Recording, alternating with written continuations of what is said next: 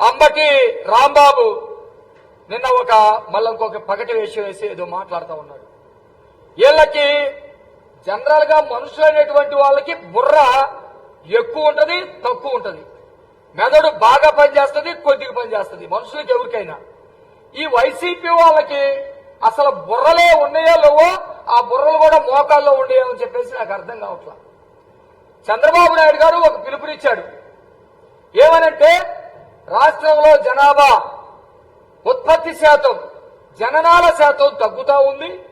ఇది అనేక అంశాలకి ఆందోళన కలిగిస్తా ఉంది. కాబట్టి ఈ జనరేషన్ ఎవరైతే ఉన్నారో, ఈ జనరేషన్ 2కు మించి 3 గాని 4 గాని పిల్లల్ని కానండి ప్రోత్సాహకాలు ఇస్తామని చెప్పేసి ఒక ముఖ్యమంత్రిగా చంద్రబాబు నాయుడు గారు మాట్లాడారు. ఎస్, ఇది ఒక విజన్ ఉన్నటువంటి నాయకుడు చెప్పినటువంటి మాట. రాంబాబు ఏం మాట్లాడారు పెట్టమ్మా? బాబు పెళ్లి కాని యువకులందరూ కూడా 30,000 ఇస్తాడు 3వ పిల్లని కానండి, 40,000 ఇస్తాడు 4వ పిల్లని కానండి. నేను మాత్రం ఒకనే గంట, మా అబ్బాయి మాత్రం ఒకనే గంటాడు. ఏంది ఇది? చంద్రబాబు నాయుడు గారు మాత్రం ఒకనే గంటాడు, వాళ్ళ అబ్బాయి కూడా ఒకనే గంటాడు. ఈ ఆయన ఇంకొక ఉన్నాడు, వాళ్ళ అబ్బాయి మనవడు, అతను కూడా ఒకనే గంటాడు. రాసుకోండి రేపు. ఆయన ఏమంటాడు?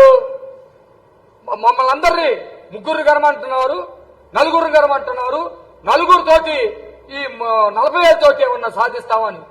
నేనేమన్నాను? నిన్ను గనమన్నామంటాయా రాంబాబు?